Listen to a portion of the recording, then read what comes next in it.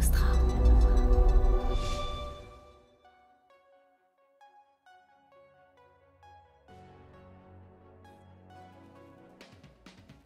L'éducation aux médias, elle doit être aussi enseignée par des journalistes parce que, encore une fois, c'est un artisanat, c'est une façon de faire et c'est pas évident.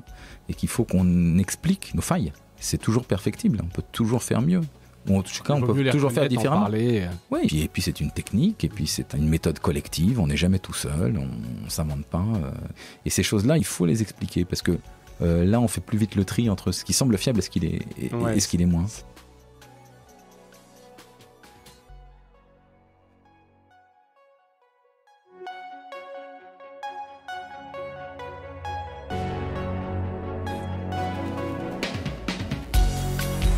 Bienvenue dans Mediarama, le podcast du futur des médias.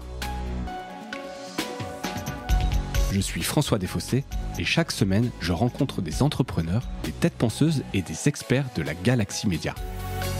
Ce podcast est proposé par Cosa Vostra, agence de conseil tech et créative.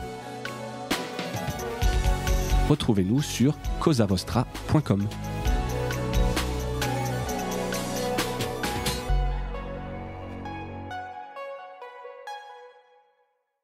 Bonjour à toutes et à tous et bienvenue dans ce nouvel épisode de Mediarama. J'ai le plaisir de recevoir aujourd'hui Étienne Millien, directeur de l'APEM, l'association pour l'éducation aux médias. Étienne, bonjour. Bonjour et bonjour à tous. Merci d'avoir accepté cette invitation. Alors on enregistre aujourd'hui à Bordeaux. Tu es bordelais, toi ? Bordelais de résidence. Ouais. Bordelais de résidence, donc on est à la Villa Maria, donc j'ai toujours un peu de plaisir à enregistrer ici. Donc on va parler aujourd'hui d'éducation aux médias. C'est un thème peut-être pas récurrent, mais dont on commence au fil de certains épisodes. On en a parlé avec Chine Labbé de NewsGuard, on en a parlé aussi avec la newsletter de Rambobine. C'est un sujet qui me tient à cœur. Donc il y a cette association pour l'éducation aux médias et je me disais que c'était la bonne occasion, d'autant plus que petit point promotion pour vous débute le 27 mars, la semaine de la presse, donc c'était aussi le bon timing dans le calendrier pour vous mettre en avant. Alors avant peut-être de parler de l'APEM, est-ce que tu peux nous en dire un petit peu plus sur toi ? Tu es journaliste de formation, tu as forcément travaillé à Sud-Ouest. Voilà, mais qu'est-ce que tu as fait d'autre, un peu ton parcours avant d'arriver à l'éducation aux médias ? Alors moi, j'ai eu la chance d'être en province au moment où j'avais envie de travailler dans le journalisme et donc de pouvoir piger dès mes années d'étudiant à la fac. Ouais.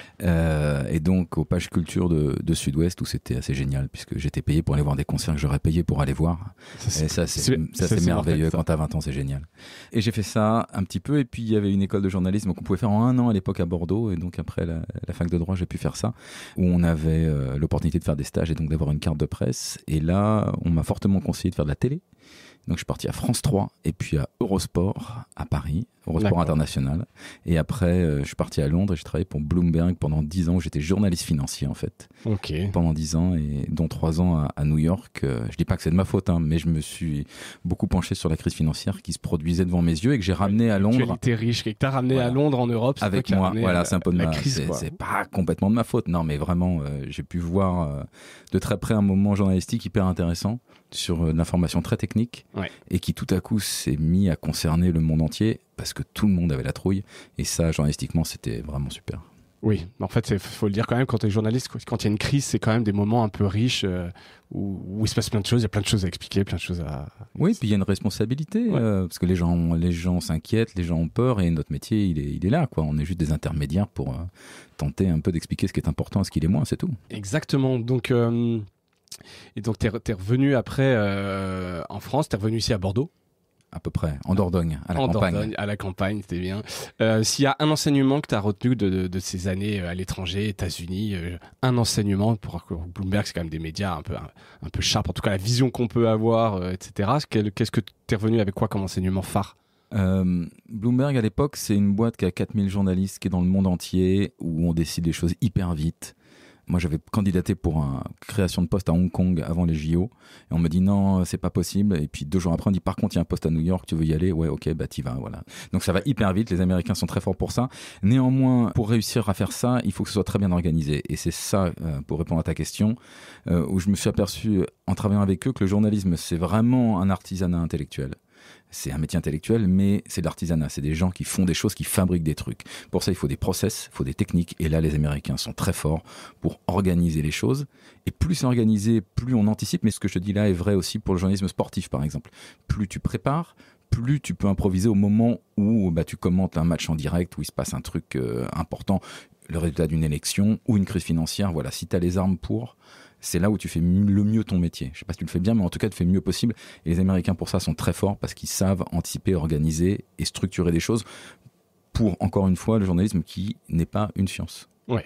C'est assez intéressant, c'est un peu entre les deux, entre l'artisanat et tout ce que tu peux automatiser, processer, qui permettent d'être encore meilleur. Donc un vrai parcours de journaliste. Peut-être comment est-ce que tu en es venu, avant que tu me parles de l'APEM, c'est quoi?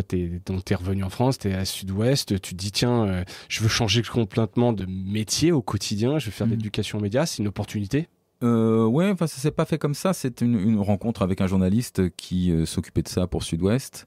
C'est peut-être le moment de faire une petite page historique. En fait, ce qu'on appelle l'éducation aux médias, c'est appelé longtemps la presse à l'école, puisqu'il s'est agi dans les années 70, à un moment donné, d'amener les journaux puis des journalistes dans les classes. Avant, c'était impossible. Ça n'existait pas, c'était pas possible. Pourquoi c'était pas possible? Techniquement? Juridiquement, c'était impossible. L'école était un monde fermé qui appartenait aux instituteurs, aux enseignants. Et les entreprises ne rentraient pas dans les écoles et les médias ne rentraient pas dans les écoles. C'est une époque où il y a une ou deux chaînes de télé, les années 70. Il n'y a pas de FM encore. Il n'y a qu'une radio publique et après des grandes radios privées. Des médias très contrôlés, quelque part, une ou deux voix et la séparation un peu de tout ça. Très contrôlé et très puissant. Ouais.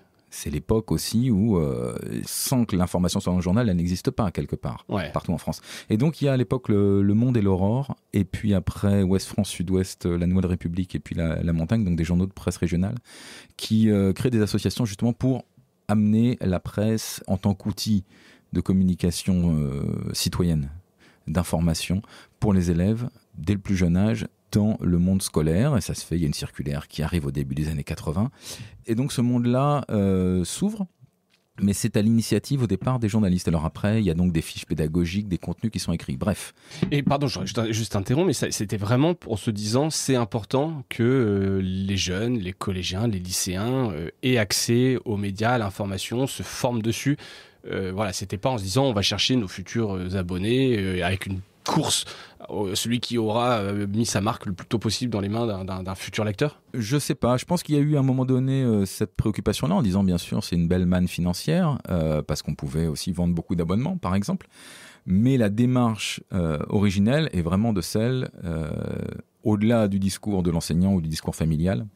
Il y a aussi l'information générale qui passe par la presse et il faut qu'on éduque la population à ça au moment où émergent justement d'autres types de médias qui aujourd'hui font partie de la télé, la radio, Internet font partie de l'éducation aux médias aussi.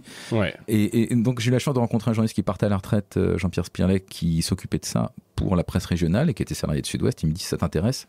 Il se trouve que j'avais des enfants, comme plein de gens, en âge de s'intéresser à ces choses-là et donc ça m'a parlé. Et puis je me suis rendu compte que les questions qu'on se posait ou commençaient à se poser autour de l'éducation aux médias, puisque là c'était il y a presque 10 ans, donc Internet de plus en plus omniprésent, les réseaux sociaux qui pointent leur nez, c'était quelque chose qui allait dépasser la simple relation au monde scolaire, quoi. Je me suis dit, mais ce sujet-là, il recouvre... Il dépasse le côté juste scolaire, je vais dans une classe. Il recouvre toute la problématique de la presse, en fait.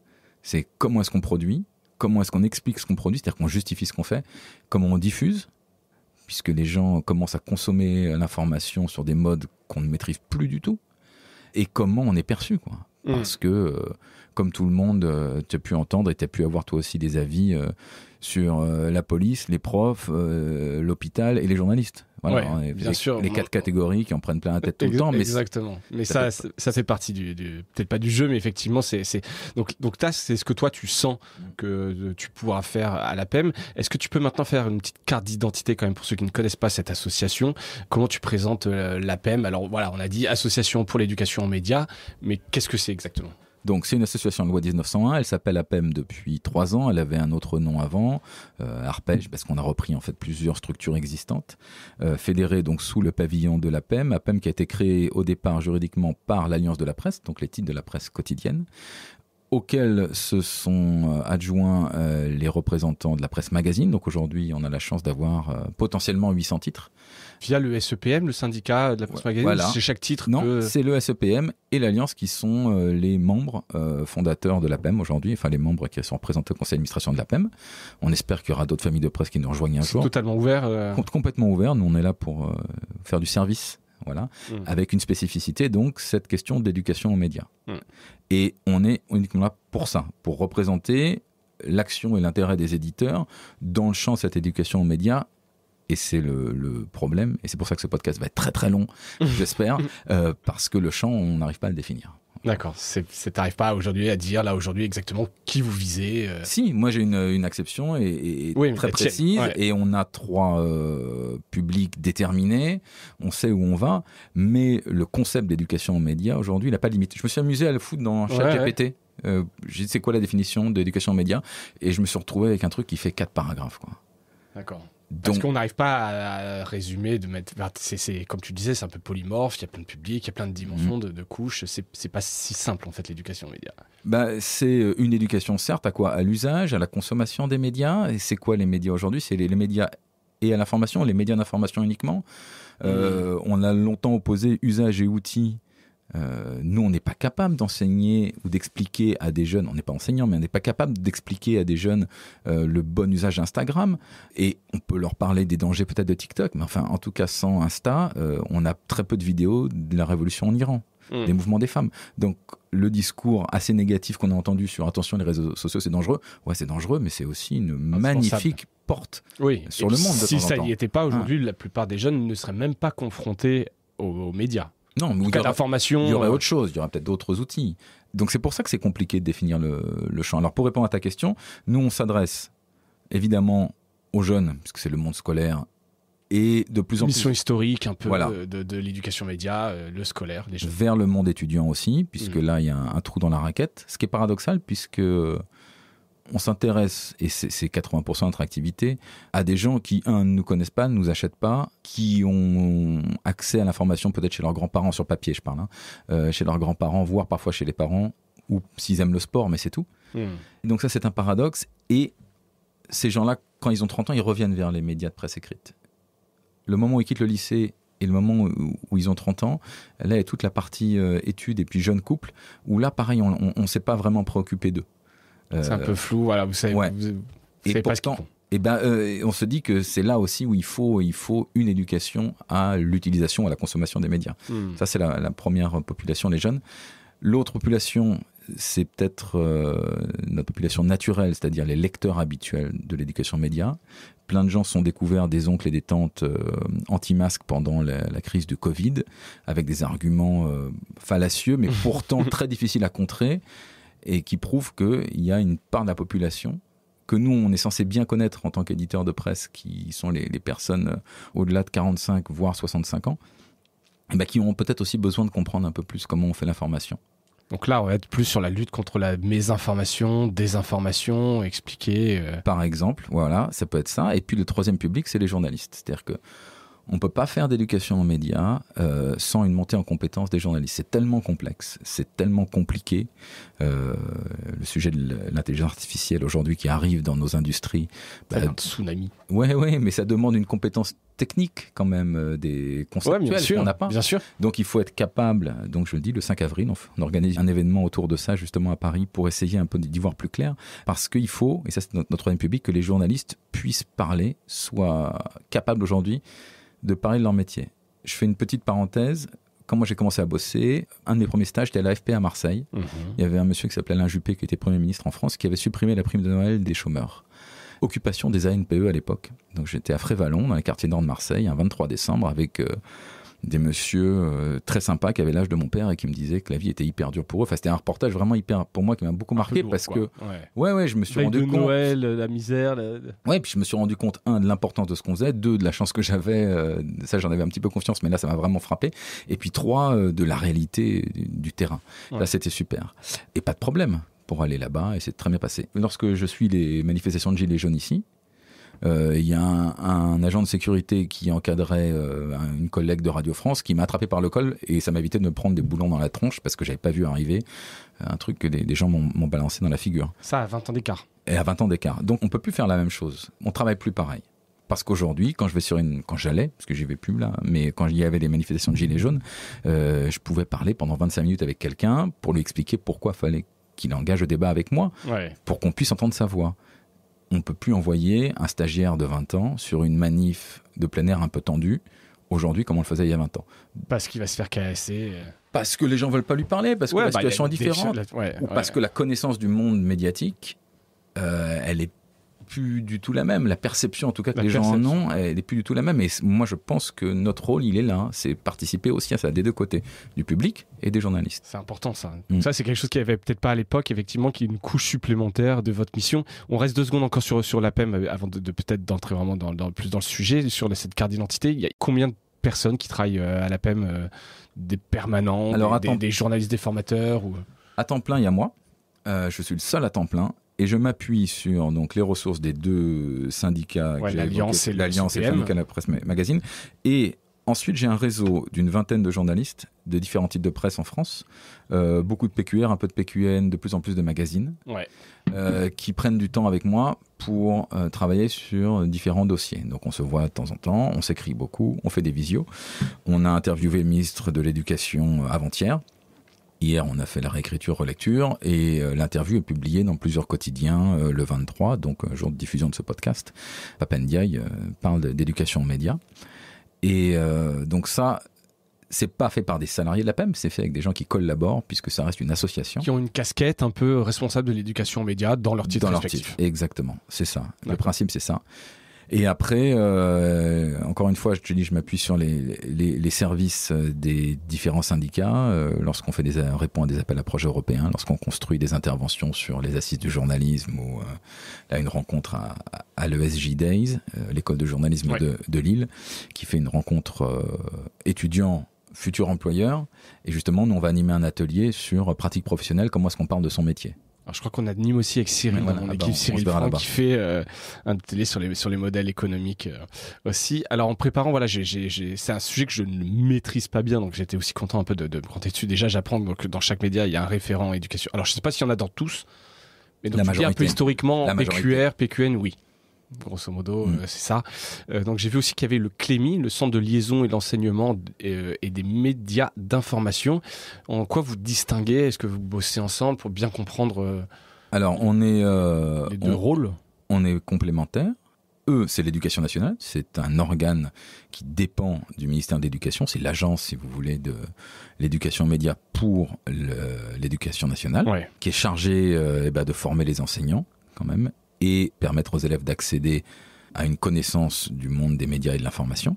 Ce que je disais tout à l'heure sur l'usage et l'outil, ils se posent les mêmes problèmes. Oui, c'est ça. En fait, ils ont quasiment de l'éducation. Oui, ils ont les mêmes objectifs que vous. Enfin, je ne sais pas après philosophiquement ou politiquement s'ils ont exactement les mêmes objectifs, mais ils se posent les mêmes questions et donc vous travaillez souvent ensemble. Alors on travaille ensemble, moi je siège au comité de pilotage du CLEMI et je leur ai demandé d'être membre associé de mon conseil d'administration et on travaille ensemble. On devait normalement là ce 23 célébrer les 40 ans du CLEMI à Paris, bon c'est annulé à cause des mouvements sociaux, mais j'ai écrit un texte justement sur le statut de partenaire des médias dans le champ de l'éducation média sous l'angle d'éducation nationale où on est complémentaires et indispensables parce que et encore une fois moi je viens de l'audiovisuel plutôt que de la presse écrite, j'ai fait les 2. Bien sûr tout le monde connaît la tête du présentateur télé, etc. Mais dès qu'on sort des grandes villes, dès qu'on sort des grands réseaux urbains, on utilise l'article défini pour parler du journal, le journal, quoi. Il y a toujours un média local qu'on identifie. Donc il y a un rapport très personnel, très affectif à l'information. Et ça, c'est un truc sur lequel il faut capitaliser parce que ça fait partie des intermédiaires sociaux. Moi, je vois ça comme ça. L'éducation média, c'est replacer les médias dans le rôle d'intermédiaire dans la citoyenneté et dans la société. Pour ce qu'ils sont. Ils sont pas parfaits. Non, c'était très clair. Je rebondis un peu sur le CLEMI, excuse-moi, je reste un peu là-dessus. Donc, on le disait, le 27 mars débute la semaine de la presse et des médias à l'école. J'imagine que c'est organisé notamment par le Clémy. C'est le Clémy qui organise. Tu dois donc un peu y participer. Est-ce que tu peux nous en dire un peu plus? Combien d'écoles le font, qui y participent? Est-ce que c'est sur la base du volontariat? J'ai l'impression personnellement, mes enfants sont en primaire et collège, de rien avoir vu du tout là-dessus, tu vois. Déjà en début d'année, quand j'ai rencontré les professeurs 6e, j'ai des questions, j'ai essayé de parler un peu d'éducation média, le prof principal m'a regardé en disant mais quoi, genre qu'est-ce que c'est cette question, machin. Donc là j'ai découvert cette semaine de la presse en travaillant sur cet épisode. Ça n'a pas assez de retentissement. Il y a plein de questions, désolé, mais que vous faites là-dessus? Comment les écoles décident de le faire et pourquoi est-ce que moi j'en ai pas entendu parler avant?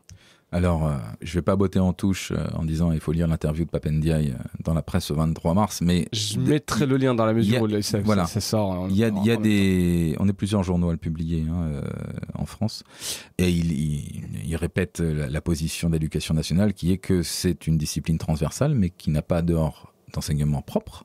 Pourtant, elle est inscrite dans les textes. C'est aux enseignants de l'intégrer dans leurs enseignements. Donc, à leur bon vouloir. S'ils ont envie de le faire ou pas. Voilà, c'est plutôt la bonne volonté. Voilà. Lorsque ces témoignages que j'ai entendus au Clémy, des profs de bio de 5e qui disaient, moi j'ai des gamins qui me disent mais non madame, la terre est plate, c'est pas vrai ce que vous racontez, et qui se disaient désarmés par rapport à ça. Parce que oui, mais on peut le comprendre. L'enseignant, au départ, il est là pour faire son cours, pour enseigner des choses, et donc il peut être désarçonné, on va dire, par un questionnement comme ça. Ouais. Et il n'a pas un réflexe de dire non, mais attendez, on va regarder dans des revues scientifiques de votre âge. Enfin, il y a Géo Junior, par exemple. Enfin voilà, il y a des trucs dans lesquels on peut trouver des arguments qui ont déjà été prémâchés et qui sont formatés pour eux.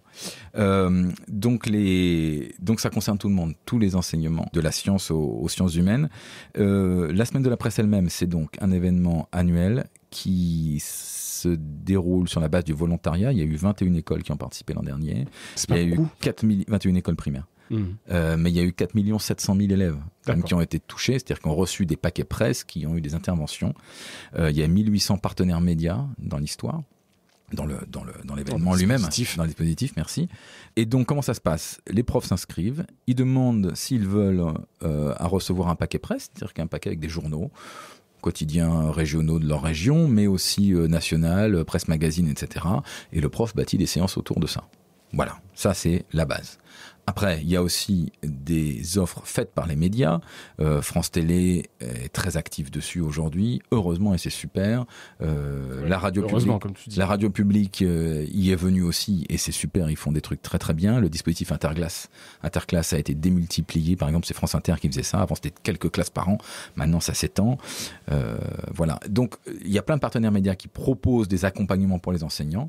Nous, on publie on a fait un séminaire en ligne il y a 2 jours pour présenter notre ressource et qui est disponible à partir du 23 mars, qui est un PDF à télécharger pour les profs. Il y a 30 fiches pratiques, ça s'appelle On vous dit tout, et on soulève le capot de la fabrique de l'info.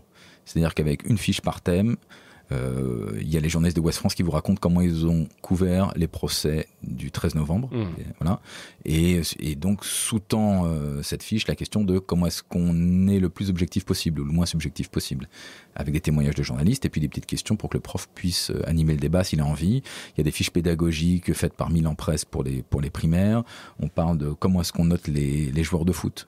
Enfin voilà, plein de petites thématiques pour qu'un prof, s'il a envie de passer 10 minutes sur le sujet des médias pendant cette semaine ou passer la semaine entière, puisse vraiment bâtir des cours à partir de ressources propres créées par les éditeurs de presse, en l'occurrence, vidéos, podcasts, fiches pédagogiques, articles, etc. Donc c'est beaucoup de volontariat, même plutôt beaucoup de bonne volonté, avant tout. Parce qu'on fait pas ça pour qu'il y ait des abonnements derrière. Moi, j'ai toujours pas vu, depuis 10 ans que je suis là-dedans, des gamins de 12 ans se battre pour aller s'abonner à un journal papier, quoi. Ça, je crois que tout le monde a compris que c'est même pas une réalité. Ça dépasse cet enjeu-là. En revanche, qu'ils comprennent, grâce à cet événement-là, par exemple, qu'ils peuvent tranquillement, mais c'est ça qui est important, tranquillement, aller à certains endroits pour trouver un peu de tranquillité intellectuelle, un peu de ressources, un peu d'alimentation intellectuelle, là on a gagné. Voilà. Et c'est à ça que ça sert, c'est tout. Nous, on n'est qu'une nourriture pour leur esprit critique à eux. On ne transmet pas des opinions. Ce qu'on veut, c'est leur donner les moyens des clés. Je disais d'ailleurs, c'est un artisanat, c'est ça. C'est des techniques. On leur transmet aussi des techniques intellectuelles parce que nous, on a des processus aboutis de vérification qui font que c'est peut-être le moins pire des mondes possibles. Ouais, on va dire. C'est ça. C'est déjà pas mal. Donc on peut aller sur le site de l'APEM, télécharger ça. Il faut que je le fasse et je l'envoie aux profs de mes enfants, leur disant de faire quelque chose. Ou au pire, on peut le faire soi-même à la maison. C'est gratuit. Alors attention, tous les liens ne sont pas accessibles toute l'année. Ils sont accessibles pendant la semaine de la presse à l'école, évidemment. Mais bon, je suis en train de convaincre les éditeurs de laisser les liens gratuits. Pas de mal, il n'y a rien de confidentiel. C'est bien d'événementialiser. Je comprends aussi que vous ayez une séquence médiatique à un moment donné, mais je pense que c'est des choses qui devraient être au contraire le plus disponible possible. Après, on va individualiser chacune des fiches, on va les reclasser pour que les profs puissent aussi aller chercher quand ils en ont envie, quand ils en ont besoin autour de ça. Et puis c'est surtout beaucoup de rencontres en fait. Cette semaine de la presse à l'école, il y a beaucoup d'interventions dans les classes, beaucoup de journalistes qui vont dans les classes, qui vont rencontrer les élèves ou qui reçoivent. C'est le cas à Sud-Ouest, c'est le cas dans tous les quotidiens de France en fait. Et c'est super, c'est super. Totalement, j'aimerais bien encore une fois voir ça, mais je vais essayer d'œuvrer pour. Je tiendrai au courant, sinon je dirais que je fais venir Étienne de l'APEM dans l'école à Bordeaux, ça pourrait être rigolo. On l'a dit, la notion d'éducation média, elle est vaste, hein, tu l'as dit, c'est même dur de la définir. Tu peux quand même donner quelques thématiques que vous abordez en priorité. Alors, on sent un peu en filigrane, forcément, la lutte contre la mésinformation, désinformation est quelque chose d'assez nouveau, mais il y a quoi comme grande thématique et comment un événement là comme la semaine de la presse, est-ce qu'il y a un agenda, un peu un programme, des priorités que vous voulez faire passer? Alors, il y a une grande idée, je vais finir avec ça, et je vais commencer par un constat. Moi, je comprends que lorsque c'est pas son métier, le monde de l'information, ça fout un peu la trouille. C'est compliqué, c'est pas facile, on sait pas comment faire, etc. Et tombe là-dedans la mode des fake news. Je dis mode parce qu'effectivement, on l'a entendu à toutes les sauces. Dans ma vie perso, moi je vis beaucoup en anglais, ça me fait pas. Mais le vocable fake news, je le trouve pas assez défini justement pour recouvrir la réalité des choses. Donc on a ces fausses informations là, dont on se dit finalement, si je fais un peu de lutte contre la désinformation à l'échelle par exemple de ma classe, de mon groupe, etc. C'est bon, j'ai fait mon engagement d'éducation média, je passe. Voilà, j'ai coché le truc. Moi je reste persuadé que virer les yaourts périmés de son frigo, ça donne pas un régime alimentaire équilibré. C'est pas comme ça qu'on apprend à se nourrir. C'est pas juste quand t'enlèves les trucs dégueux, les trucs avec de la mousse dessus, que tu sais exactement comment faire à manger pendant une semaine. C'est pas vrai. Donc la nourriture intellectuelle dont chacun a besoin pour vivre en société, vivre en démocratie, elle inclut en partie l'information. Il faut être capable d'aller chercher celle qui va nous nourrir. Et donc la réponse pour moi, c'est aller défendre la valeur ajoutée de l'information, aller la reconnaître ou la présenter, mais en tant que récepteur, aller la chercher, être capable d'identifier l'information qui a une valeur ajoutée, qui a quelque chose de plus que simplement un fait rapporté, un fait, ou même juste un fait. Un horaire de bus, c'est une information documentaire. Lorsque le prof au collège dit « Tiens, vous allez faire, François, non, il te tutoie, il va dire « François, tu vas faire un exposé sur les châteaux de la Loire, tu vas au CDI ou à la bibliothèque, puis voilà, information documentaire, tu prends un bouquin, tu as un truc, c'est écrit. L'information d'actualité, c'est pas ça. C'est la mise en perspective d'un fait. C'est plus qu'un fait. C'est un fait avec quelque chose au-delà. Ouais. Et être capable de défendre le petit plus, être capable de le défendre, c'est ça l'éducation média. C'est d'expliquer pourquoi ça c'est utile, pourquoi c'est important, et pourquoi aussi finalement ça fait un peu la saveur de la collectivité, parce que c'est utile pour soi, mais c'est utile dans nos rapports aux autres. Ouais, non, c'est évidemment hyper important, t'as raison, c'est le cœur, c'est même presque plus noble parce que intellectuellement ça allait chercher vraiment la bonne information. Pourtant cette désinformation dont on parle, elle est quand même ultra présente et j'ai l'impression que les jeunes sont même confrontés en premier lieu à ça avant de se dire l'information, est-ce qu'elle a une valeur ajoutée ou quoi que ce soit. On en parlait, TikTok, Instagram qui sont par ailleurs des formidables outils, tu le rappelais, mais ils sont exposés en permanence à de la désinformation ou mésinformation. C'est assez fou. Est-ce que vous regardez quand même ce qui se passe là-dessus? Vous faites de la veille et est-ce qu'il y a des bonnes pratiques ou réflexes que vous pouvez diffuser auprès de ces publics? Ouais, alors oui. Et oui. Et je vais filer un peu ma métaphore alimentaire. Quand je parle à des collégiens, c'est assez drôle. Je leur demande s'ils ont déjà mangé un kebab en général. Ils me disent oui. Et vous avez déjà vu, mais je peux te poser la question à toi aussi, tu as déjà eu mal au bide après avoir bouffé un kebab? Oui. Voilà. Est-ce que tu es retourné bouffer un kebab au même endroit le lendemain? Pas le lendemain, mais voilà. Après, je sais pas, c'est possible que oui. Voilà, c'est possible que oui, mais on fait gaffe en général. On y réfléchit. Bon, et ben c'est pareil. Quand tu vois un truc à la télé, tu te dis, oh, mais attends, on me prend pour un couillon, ou c'est pas vrai, ou sur Internet. Personne t'oblige à regarder la même chaîne, personne t'oblige à retourner au même endroit.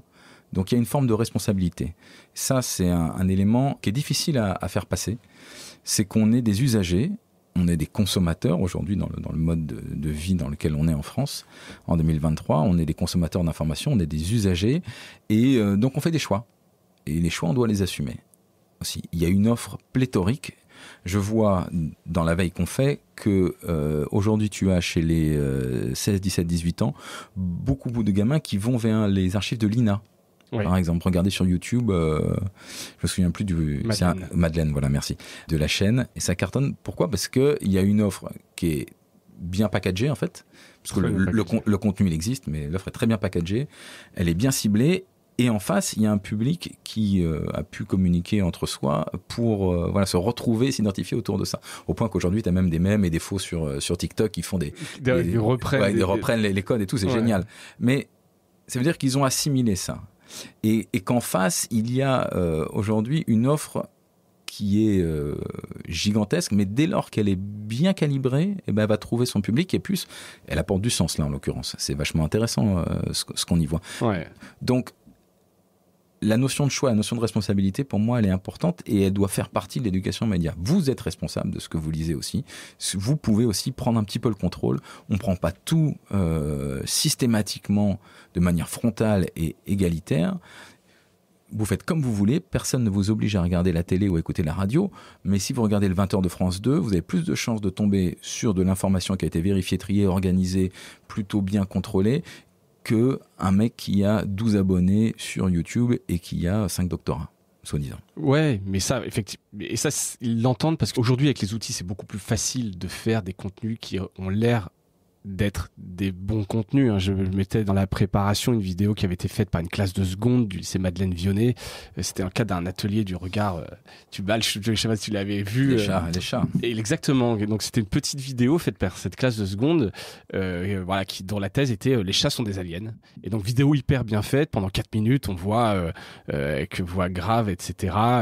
Vraiment tous les codes un peu de ces vidéos qui ont de l'impact. Et je voulais faire le test de le montrer à mes enfants pour voir un peu ce qu'ils en pensent. Et je trouvais ça assez sympa dans le format. Est-ce que vous faites des choses très pratiques comme ça? Parce que ça, j'ai l'impression quand même, ça fait mouche un peu ce genre de méthode. Plus que de dire attention à ce que vous lisez, c'est bien, c'est pas bien, c'est votre responsabilité. Alors ouais, moi je crois vraiment à la maïotique et à l'approche pragmatique des choses. Il y a un truc qui s'appelle Pass Culture, qui a un volet collectif, donc un dispositif de financement d'activités culturelles ou d'accès à des biens culturels pour les jeunes.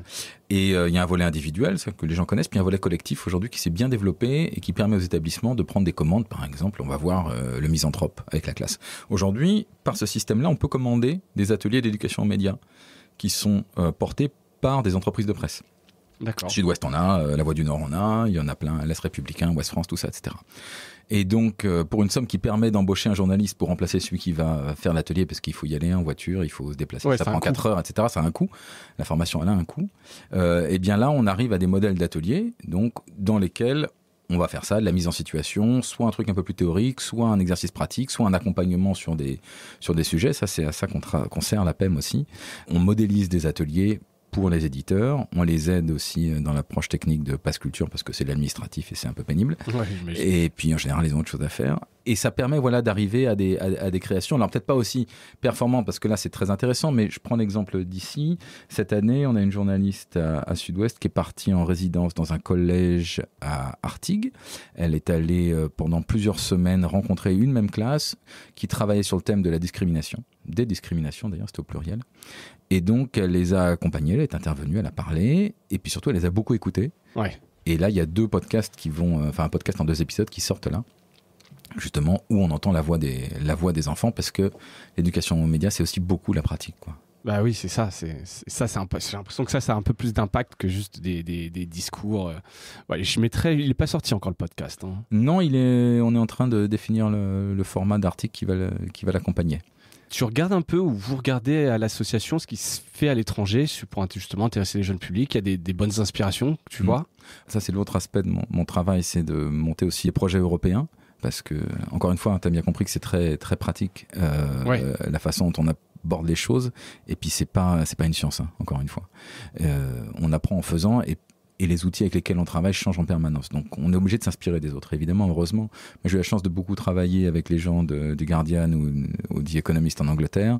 Aux États-Unis, j'ai pu échanger avec plusieurs personnes, notamment Renée Hobbs, une chercheuse qui travaille dessus. Et puis, tu as en Europe, l'Estonie, la Finlande, qui ont intégré dans les politiques publiques l'éducation aux médias, ou des politiques privées d'éditeurs, ça c'est le cas de la Finlande, politique publique en Estonie, pour des raisons géopolitiques pour l'un et l'autre sociales, démocratiques pour l'autre, avec des réalités aussi, c'est ça qu'il faut qu'on prenne en compte, des réalités complètement différentes. En France, le nombre d'élèves à l'école dépasse largement la population de la seule Finlande. Oui. D'accord ? Donc, le nombre d'élèves en Finlande, c'est même pas le nombre des élèves en Aquitaine, je pense. Ouais, donc l'échelle compte. L'échelle compte, voilà. En plus, en France, on a quand même un principe d'égalité, et c'est un des grands enjeux de l'éducation média. On doit pouvoir proposer à des élèves dans n'importe quel environnement, dans n'importe quel lieu géographique, la même qualité d'enseignement. C'est ce que essaie de faire l'éducation nationale. Voilà. Nous, on regrette que ce soit pas une vraie discipline, l'éducation média, parce que ça permettrait justement d'assurer un peu d'égalité dans tu trouves qu'on n'en fait pas assez en France ? Je trouve que la structuration n'est pas suffisante encore. On en fait beaucoup plus qu'on en a fait, on n'a jamais fait autant. Mais ça reste... tu as fait dans une tribune dans le journal La Voix du Nord, où tu appelais le président Macron à faire de l'éducation aux médias une priorité. Enfin, l'éducation aux médias auprès des jeunes une priorité. Tu sens qu'il y a besoin de... Alors je pense que son agenda en ce moment est un peu chargé, et que c'est pas ces jours-ci où il va un peu écouter ça, mais je pense que c'est important. Trompe-toi, justement. Non, alors, tu dis La Voix du Nord parce que tu es du Nord et que donc c'est là où tu l'as lu, mais la tribune a été publiée dans tous les titres de PQR. C'est presse régionale. Voilà, c'est mes racines. Et donc on l'a diffusé nationalement. C'était pas que moi, c'était tous les acteurs, l'éducation aux médias, associations, etc., qui sont impliqués dedans. Et on a fait un texte de compromis dans lequel on demandait que l'éducation de médias soit reconnue grande cause nationale. Une question que nous avons posée au ministre de l'Éducation, et c'est dans le papier qui est publié aujourd'hui et dans plusieurs journaux, où lui il est d'accord. Il dit c'est du champ des responsabilités de la Première ministre, mais oui, j'y suis d'accord. Il y a eu une mission d'enquête parlementaire qui a fait 10 propositions sur l'éducation aux médias là, au mois de février, et qui a repris cette idée-là, on en est ravis, et qui suggère même une délégation interministérielle au sujet. Là, le ministre de l'Éducation dit non, c'est un millefeuille administratif inutile. Là, tu me dis ça, ça me fait un peu flipper. Je me dis, attends, ça va être... Mais en même temps, c'est quand même c'est comme ça que ça avance. C'est un sujet qui dépasse le champ d'éducation aujourd'hui, d'éducation nationale. C'est un sujet qui concerne le ministère de la Culture, on vient de voir avec Pass Culture. Il concerne les solidarités aujourd'hui. Il concerne le ministère de l'Agriculture. Il y a l'enseignement agricole, c'est le seul enseignement en France, enfin le premier à avoir mis l'éducation média dans ses curriculums. D'accord. Et c'est eux qui gèrent les lycées agricoles. Je pense qu'il y a des disparités de territoire, comme je te disais, qui passent par là aussi. Il y a tout le monde de la justice. Il y a aujourd'hui beaucoup de jeunes et beaucoup de gens emprisonnés pour lesquels le média, c'est le seul accès vers l'extérieur, qui ont donc un rapport à l'information très particulier dont on doit se soucier aussi. Ouais, complètement. Et donc une délégation interministérielle, pour moi, ça aurait beaucoup de sens. Voilà, parce que c'est un sujet qui dépasse. On a les JO qui arrivent. L'information du sport, c'est pas que la performance. Hein. Non, le sport, bien sûr. C'est l'enthousiasme, c'est ce qui va autour. La solidarité, c'est aussi l'échec. Il y a plein de façons d'aborder ce sujet ou de faire vivre ce sujet de plein de façons. Et donc ça avance. Tu sens que, il y avait cette tribune, besoin un peu de dire les choses. Tu sens que ça avance, mais ça avance au rythme d'un agenda politique, Bah c'est normal, c'est normal que ça soit pas. Il semble que l'actualité de ces jours-ci nous montre qu'il y a d'autres préoccupations des Français en ce moment, et c'est tout à fait compréhensible. Mais c'est un sujet sous-jacent qui concerne pas que les jeunes, qui concerne les personnes âgées aussi, les salariés aussi.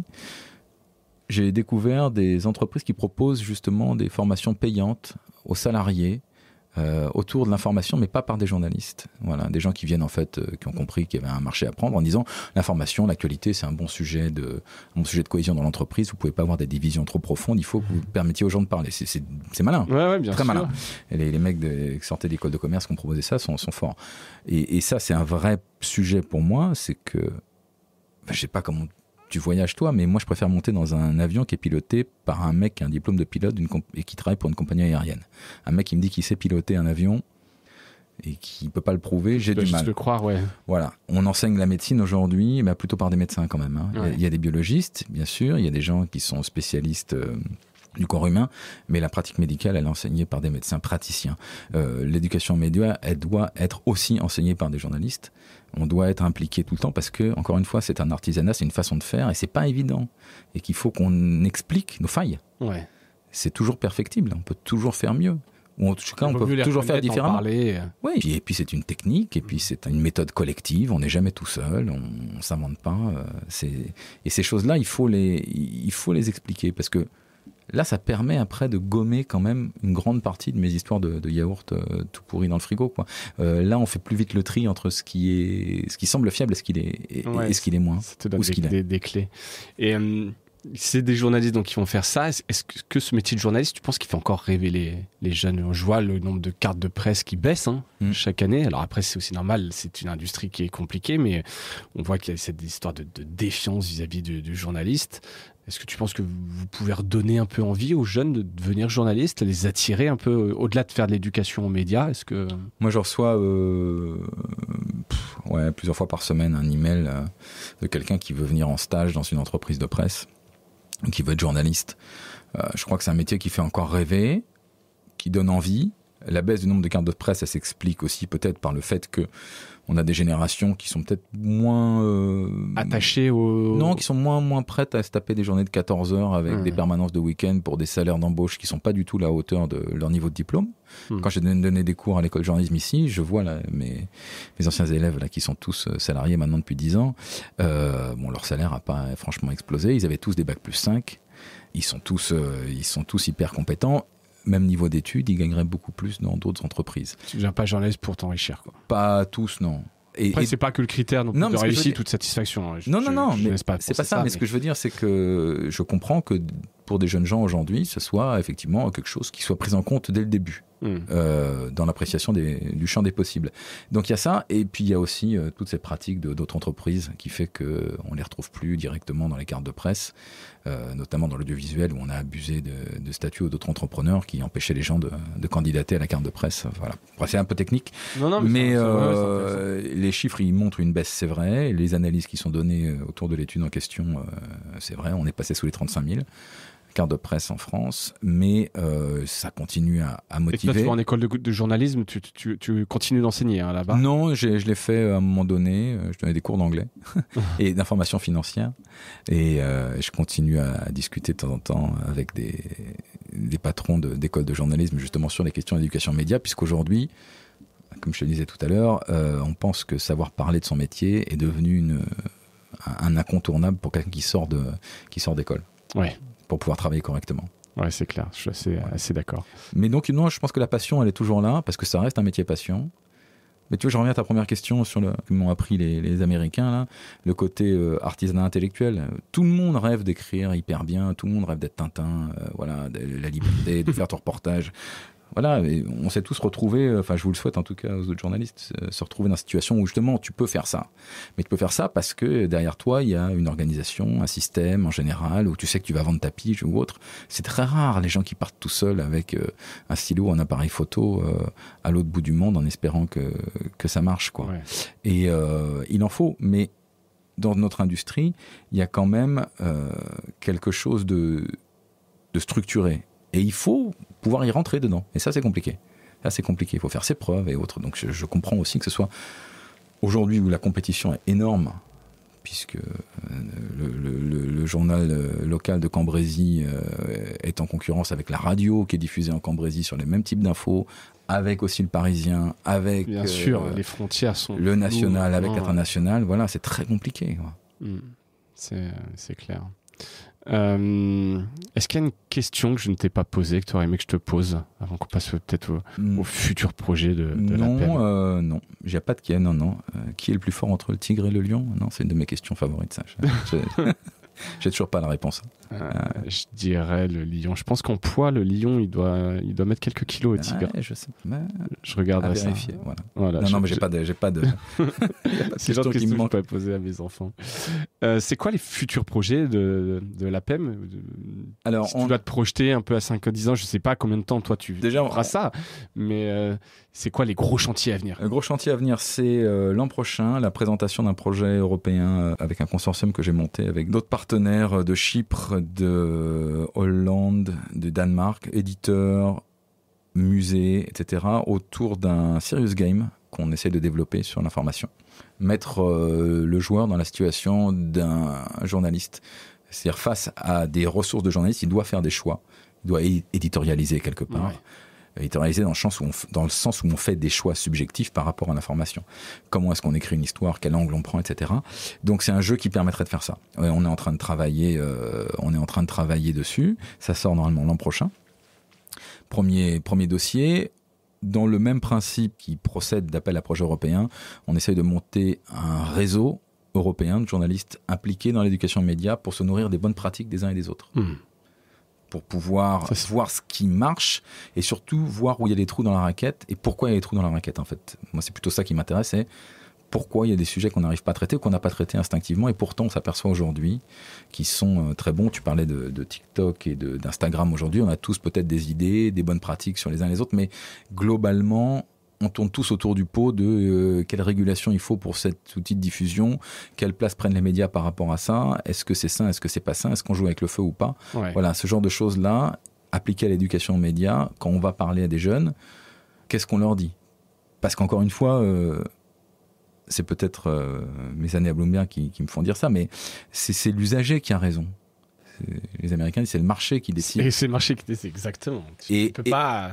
Voilà, il ne faut pas dire à des gamins non, TikTok c'est naze, arrêtez, vous les millions d'utilisateurs de TikTok, parce qu'ils y trouvent quelque chose. Et en plus, on s'aperçoit que ça peut être utile. Maintenant, quel usage raisonné on peut en faire et comment nous on peut... C'est assez intéressant, ça fait pas mal écho. En ce moment, il y a les campagnes de pub pour TikTok. Je ne sais pas si tu as vu, j'étais à Paris. J'ai vu que c'était sur le ballon de rugby d'une destination. Ouais, effectivement, j'ai vu ça. Mais donc là, il y a des grandes campagnes d'affichage des 4x3. J'en ai vu dans le métro. Et j'ai vu une pub télé aussi où vraiment ils disent voilà, que ça met les jeunes à la lecture, etc. Je trouve assez intéressant effectivement ce côté. Alors eux, il y a un côté marketing, mais c'est vrai, il y a des TikTokers qui font des critiques de livres, etc. Et tu ressens qu'il y a des frémissements. Barnes & Noble, je voyais qu'ils ferment moins de librairies qu'avant. Et je trouve voilà intéressant de se dire voilà, effectivement le marché a décidé, en ce moment c'est TikTok, les jeunes sont sur TikTok, tu peux pas dire voilà machin, mais donc c'est comment tu l'utilises ça de manière efficace pour les médias, pour l'éducation aux médias. Tu peux pas lutter contre. Oui, et puis du point de vue des éditeurs, tu vois, puisqu'on est à Bordeaux, reprenons l'exemple de Sud-Ouest, il y a une jeune fille qui a écrit au directeur, à l'époque rédacteur en chef, aujourd'hui directeur de la rédaction, en disant je vais monter la chaîne TikTok de Sud-Ouest, embauchez-moi. Ouais, c'est cool. Donc elle est venue, Marie, elle a fait son truc, c'est pas mal, il y a des trucs vachement bien, mais Sud-Ouest a fait le pari de ça, puis il y a d'autres journaux qui l'ont fait. Alternative économique aussi qui fait des choses très chouettes sur TikTok. Et qui trouve son public. Donc il faut qu'on soit capable d'expliquer pourquoi. Enfin, c'est toujours la grande conversation sur l'usage et l'outil. Nous, on peut expliquer, c'est notre outil. C'est un de nos outils de diffusion. C'est pas notre outil de production par nature. On essaye là de produire autour de ça. Est-ce qu'on est pour autant capable en éducation média d'expliquer l'outil ou est-ce que c'est notre rôle? J'en suis pas certain. Néanmoins, un usage raisonné de l'outil, un usage intelligent de l'outil, ça, on doit être capable de le faire. Ouais. Ça fait partie de notre métier, vraiment. C'est clair. Sinon, on les perd, les gens. Vous n'êtes pas là où ils sont, en tout cas. Donc, vous n'êtes pas entendu. On a fait le tour des questions que je vais te poser.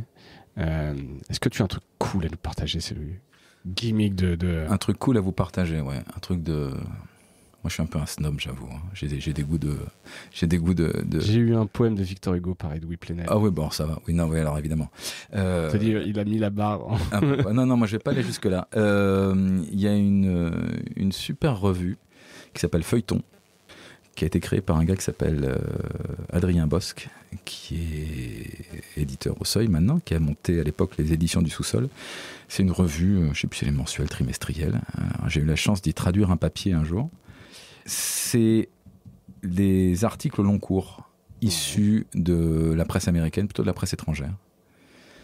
Et moi, j'avais traduit un article. Je dis pas que le truc cool, c'est le truc que j'ai traduit. Je dis c'est c'est la revue, document, mais c'est juste pour te donner un exemple. C'est la revue Feuilleton. Ouais, la revue Feuilleton, voilà. J'avais fait un truc, la traduction d'un article du New Yorker qui était 69 jours. Les mineurs chiliens coincés sous terre pendant 2 mois. Ouais. Tu viens de cette histoire, Bien voilà. sûr. Et il y a eu un super article d'Hector Tobar dans le New Yorker, donc mal traduit en français par moi dans le feuilleton.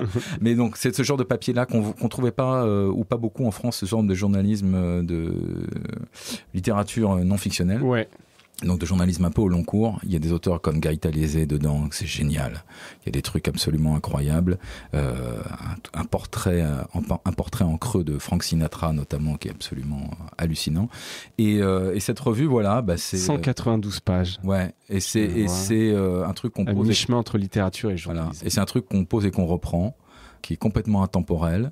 Il y a plutôt des papiers choisis en fonction des auteurs et du style. Parfois, ça tombe sur l'actualité, parfois pas du tout. Mais c'est, voilà, les jours où il pleut et que t'as pas envie de monter sur ton vélo et que t'as un peu de temps et que tes enfants jouent entre eux, voilà, ça c'est le truc cool à avoir sur une table. Leur DA est très cool aussi. Et c'est très joli. Ouais, je vois ça. Donc je mettrai les liens vers Feuilleton. Alors moi, mon truc cool, parce qu'on m'a reproché de demander et de pas toujours en donner, ça fait un petit peu écho à ce que tu disais au tout début de l'épisode sur le fait que le journaliste, quand il y a des choses un peu graves de crise, relate un peu tout ça. C'est que j'ai lu un article de Métamédia. Alors c'est plus un type, c'était que quand tu mets dans ton titre d'article des mots négatifs, ça clique plus que des mots positifs. Et voilà, des choses tristes. Et ils ont réussi à mesurer. Et à modéliser ça. Donc j'ai trouvé ça à la fois assez fascinant et cool, mais voilà, donc les choses positives en fait marchent moins que les choses négatives. J'ai vu ça d'impact. J'ai vu ça hier, effectivement, c'est assez clivant le rapport à l'information.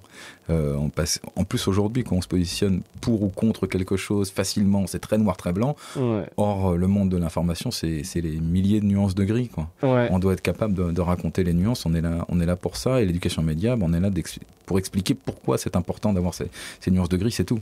Ouais, exactement. Donc je mettrai aussi le lien parce que c'était assez intéressant au moins de mesurer les pourcentages de clics qu'il peut y avoir en plus en fonction des sentiments, du sentiment analysis qu'on peut avoir dans nos titres. Étienne, merci. C'est moi, merci. C'était très cool de partager un petit peu avec toi, d'en savoir un peu plus sur l'éducation média, qui est un vaste et beau sujet, comme on l'a vu, beaucoup plus vaste qu'en tout cas je l'imaginais au tout départ. Donc je mettrai les liens, donc encore une fois, dans les notes de l'épisode pour suivre non seulement cette interview que vous diffusez ce jour de diffusion d'épisode jeudi 23, et puis la semaine de la presse et des médias à l'école qui débute lundi prochain, 27 mars. Voilà, avec les ressources, on vous dit tout. Super. Presque tout. On vous dit pas mal de trucs quand même. On suivra ça, puis j'irai voir ça aussi pour mes enfants si je peux un peu pousser auprès de l'école. Encore une fois, merci Étienne, et merci à toutes et à tous d'avoir écouté cet épisode. Et je vous dis à bientôt. Salut.